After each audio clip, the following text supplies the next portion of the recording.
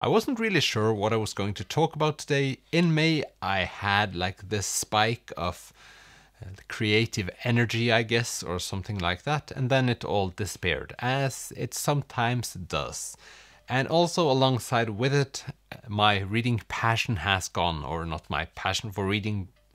I just haven't figured out what I would like to read lately. I made a short about this, that I'm a bit tired of reading Nordic literature.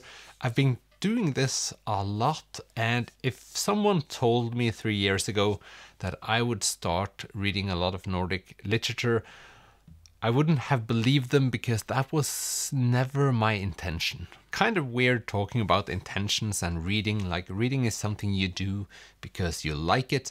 And I imagined myself to be a reader that read the classics instead of something else when I started out. Figured that classics isn't the place to be for me.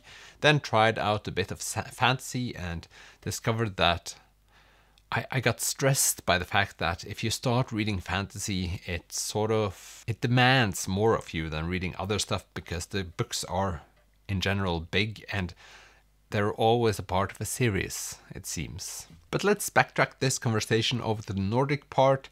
I do believe that early on I was kind of the person that thought that everything Norwegian was worse than everything else. So Norwegian music, books, films, cuisine, all of that stuff was worse if it was Norwegian and better if it was anything else.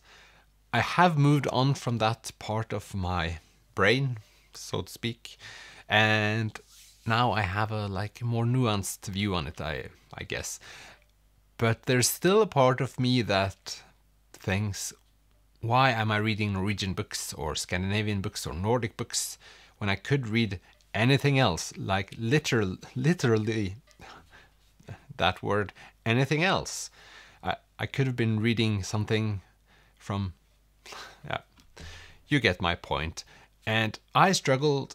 So I sat myself down before the computer and tried to figure out what books to read next, or what books to buy next, if I'm being honest, because who knows if I'll read them or not. But I wanted to buy some new books, and then started, like every time, maybe I'm bad at Googling, I tried to Google like almost foreign books that are great, something along those lines. Not exactly, but you always, or I always, end up with the same books. I never seem to figure out like a new path in Google to discover new books that I've never seen before or never heard of, that are not American modern classics or British modern classics, or yeah, you get the point. The continents Africa and Asia are never represented in the same way. And is it my algorithms again acting up? That might be, but I'm not sure. I'm still trying to figure it out. So what I did was go and buy more Murakami books. That's at least something different, because it's not like the Nordic books are all the same. They're just, they're not that far apart either. Reading Murakami makes me disappear into another world or dimension, and that feels great. And I do believe that deep within me, I'm a plot-driven and like high-speed reader. Yeah, that's what I enjoy, and I do enjoy reading about stuff that I have no clue about, and where my brain just like, what is this kind of place? I much prefer that than reading about people walking around in Oslo during winter. That's just depressing. So that's where I am.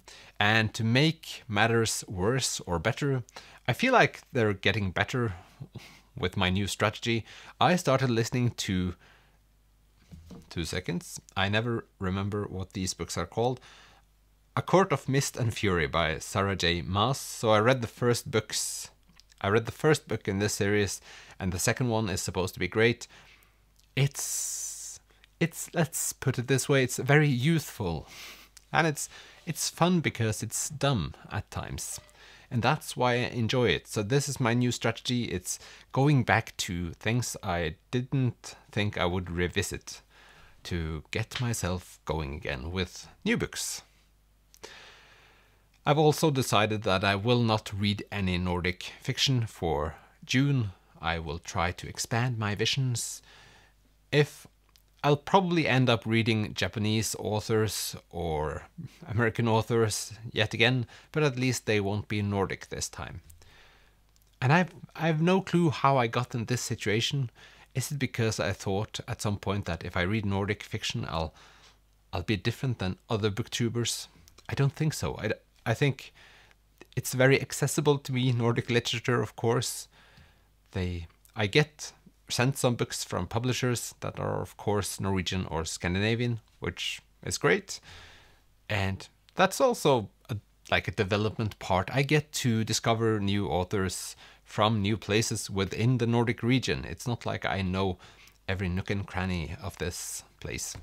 The Nordics aren't as small as you might think, if you have no clue. If you have a clue, you know. So this mood, I feel like it explains a lot, I guess. Where I go from here, I have no clue, but I feel like I'm a bit more laid back at the moment when in regards to reading and YouTube and it all, and that feels sublime, I should say. But I guess what I'm wondering is, do you experience the same? Do you read more authors that are within your region than other authors? Or do you try only to expand all the time and discover new things? And if you have like a fast-paced, plot-driven book from Asia or Africa, or just a country you don't think I've read a book from, please recommend them. And if they're short, that's also a plus. I'm still trying to buy more books. That sounds a bit weird, but I am trying to buy more books at the moment, because it's fun. So I guess that was this video. I think there will be more planned in the future, but we'll just have to wait and see. It'll be a surprise for us all. So thank you for watching this video. I hope you have a terrific Friday, because the weekend is here, and I'll see you in the next one. Bye!